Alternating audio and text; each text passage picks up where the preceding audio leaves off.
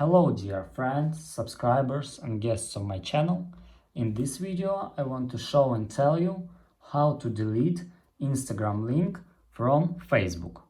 Please put your like, subscribe to my channel and share this video with your friends. And let's get started. So, first go to Facebook. After that, go to our account and click Edit Profile. Here, scroll down and click Edit Near Links.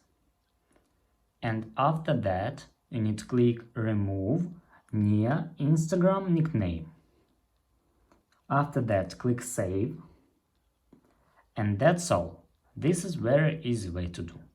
If you enjoyed this video and found it helpful, please put your like, subscribe to my channel and share this video with your friends. Bye bye everyone, see you later.